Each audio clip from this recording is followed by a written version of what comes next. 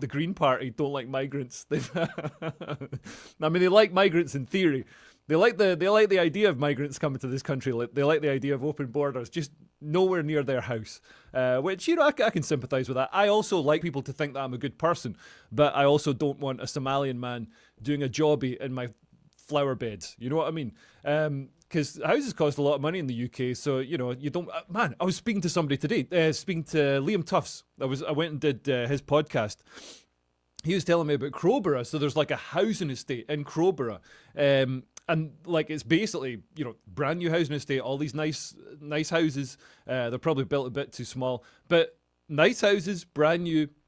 And they've just opened this like 600-person migrant camp on the military base there. This is the entrance to a house, and this is the army camp right next door to us. We're, I think, the closest house to it. And this is the main entrance by which anyone would come and go.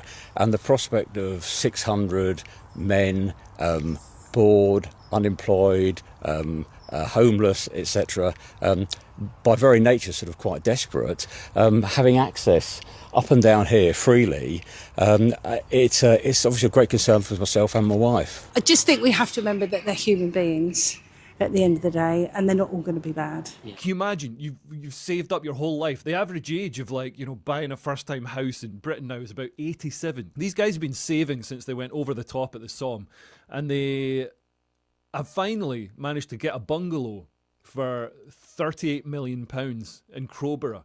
And as soon as they do, the government sticks a bunch of Bongolians, whatever you want to call them, whatever racist euphemism you want to learn. But anyway, let's get onto the video. Here we go. Here we've got Rachel Millward, who's the deputy leader of the Green Party. Oh, here we go. There will be a day when we sit our grandchildren on our knees and we tell them, first they came for the immigrants. So we hung out flags from all the nations and we said, refugees are welcome here.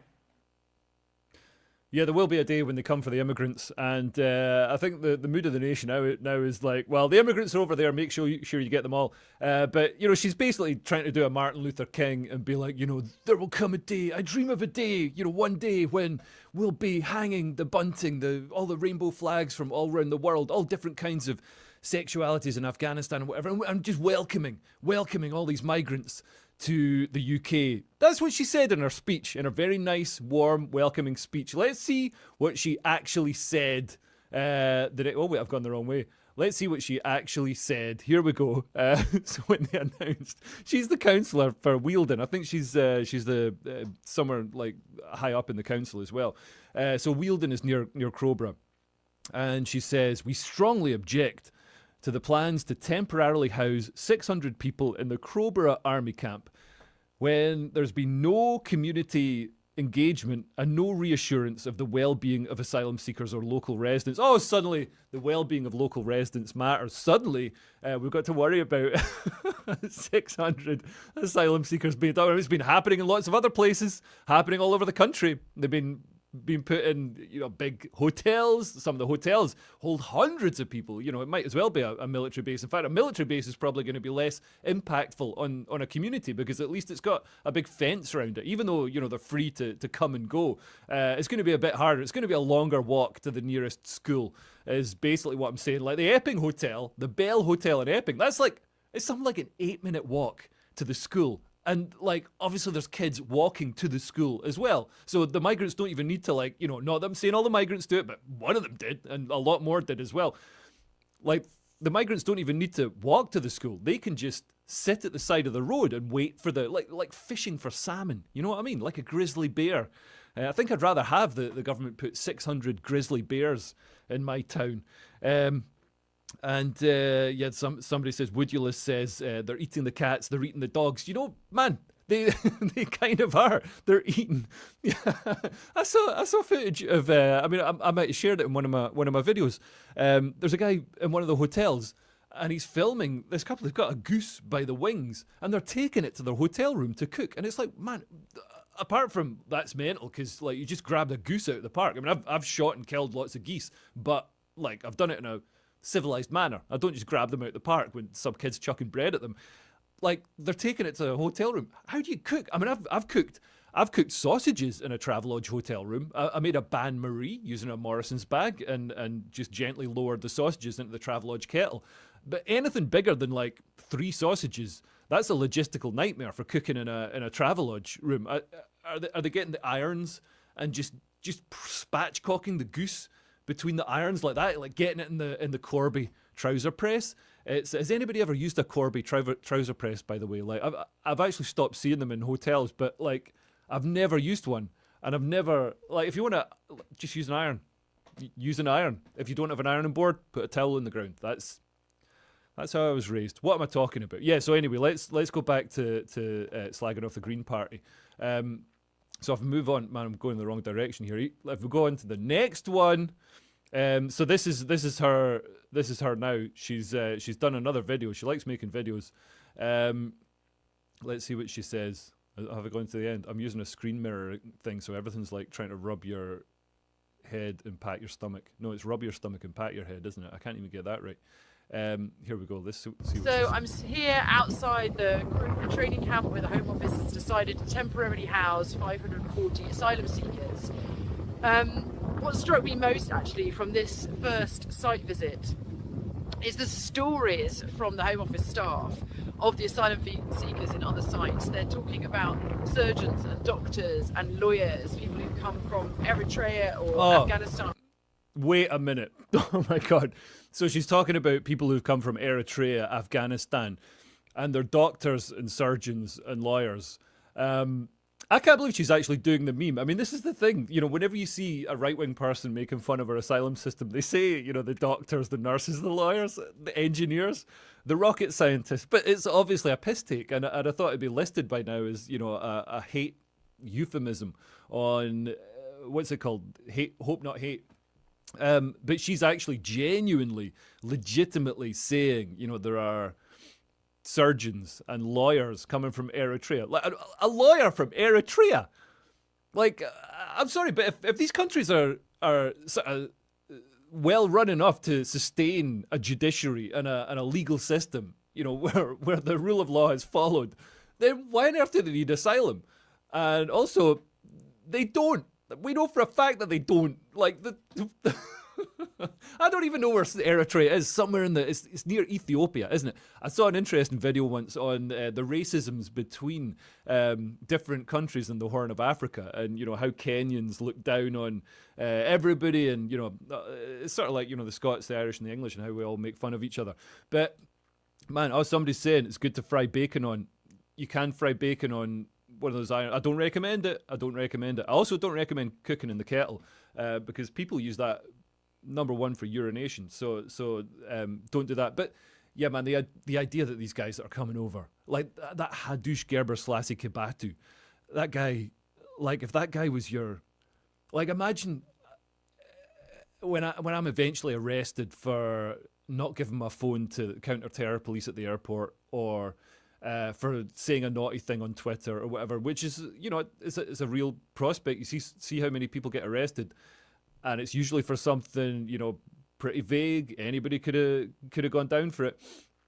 And then I'm sitting in the custody suite. I'm sitting in my cell, and then Hadush Gerber Selassie Kibatu comes in, my hotshot attorney from Eritrea, with the wet trousers and the questionable hard drive. Like, they're not doctors, scientists. Here we go. Like Andrew's saying, doctors, scientists, lawyers, but they can't manage the 25 meter bronze swimming certificate. Yeah, which they probably need. Getting on that boat, they could certainly pass the rowing test. Let's see what else she says. Kinds of different places who really should have the right to work, to contribute to our society, to be better integrated for their own well-being and for our communities, to pay tax, to be able to rent their own accommodation, to be able to get on with building their lives. We need to give asylum seekers the right to work. These camps are a political decision. We don't have to do it this way. Thing is, I mean, like, in theory, I sort of agree with her. I just don't think these people should be claiming asylum here. You know, you should claim asylum in a nearby country that's similar, the nearest country you can. And most people do. If you look at the refugees from Syria, most of them went to Turkey because most of them didn't want to leave Syria forever. And loads of them went back when Al-Jilani or whatever got in. So, most people do just go either inside their own country or, go to a nearby country, because then it's culturally similar, it's less impactful, the people will feel more affinity and stuff. And I got no problem with Ukrainian refugees, female ones, coming to the UK and working. I got no problem with French or German or Finnish or Dutch refugees coming here if and when those countries descend into Islamist violence and they need to seek asylum. But the idea that we should be offering refuge to people from halfway around the world, like Afghanistan, like deeply alien culture, that's just a nonsense. And also she's already sort of shown her true feelings when she was like, refugees are welcome here, and then she's like, well, not right here, a bit further down the road. She says, we strongly object to their plans to temporarily house 600 people in the Crowborough army camp. There's been no community engagement and no reassurance of the well-being of asylum seekers or local residents. I don't know, maybe it's time to join Reform. I mean, imagine hating your own policies this much. And by the way, she lives, because that's a nice part of the world, that's down near Tunbridge Wells. As long as you're not near an army camp, which, I mean, back in the day, that would probably be a good thing. You got, an army base near you. You're going to feel a bit reassured. It's kind of, also it's fun seeing helicopters. But now all those bases, all the army seems to be a secondary concern for our government, and our primary concern is housing economic migrants who want to come here abusing the asylum system. Because if you're coming from, Eritrea, you've gone through many safe countries, including Eritrea, to get here. And let's see what locals think of our support for asylum seekers. So just to conclude that one then, it just appears to every person in this room that you're just running down the clock and not giving us a chance. So my second question is actually directly to you, Rachel. It does actually go to you as well, James. You did a video the other day, Rachel, saying that all of these people, doctors and engineers and surgeons that are coming here, and we should give them the right to work. Now, firstly, engineers, doctors and surgeons do not come from France on a dinghy and throw their medical certificate overboard.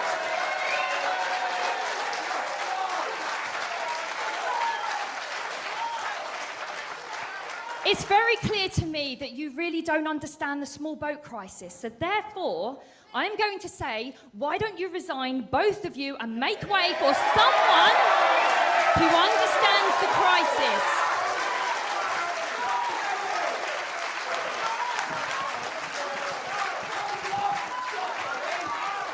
It's not a joke, Rachel. I'm serious. You do not have the capabilities to do this. You don't understand the small boat crisis.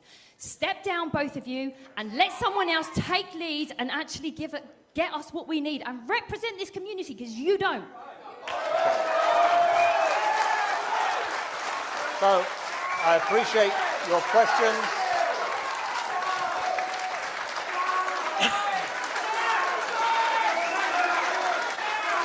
But she lives in a house that was last listed for nearly £1.7 million. So Guido Fawkes reported, documents show that Millward is currently living at a property in Ashdown Forest with 6 bedrooms, a billiards room and a pool, last sold in 2021 for £1,624,000. Rachel also lets out the top floor of her expansive and expensive house on Airbnb, a company the Green Party regularly campaign against. The house also has a dismal EPC rating of E. That's the energy efficiency rating of a house.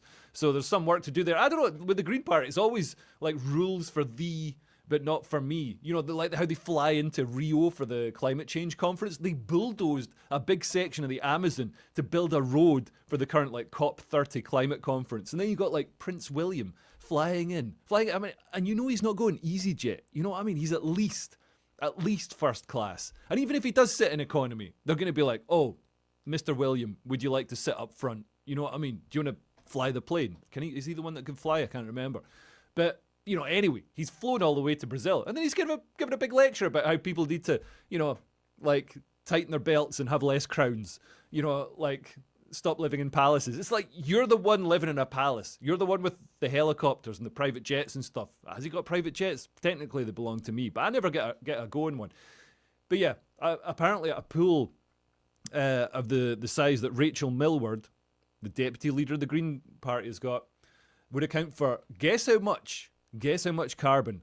1.5 million tonnes of carbon dioxide annually. That's got to be nonsense. I don't know. I mean, I like Guido Fawkes, but there's no way one pool can account for 1.5 million tonnes of carbon dioxide. What's it? Is it just a constant furnace? Has she got one of these Chinese coal burning things, Chinese power plant in her pool? That's not true. But Guido Fawkes has made a mistake there, and I always trust that website. But still, any size of pool, you know what I mean? I don't have a pool. Have you got a pool? And if you do, fair play to you, because you're probably not moaning at other people to cut their carbon emissions.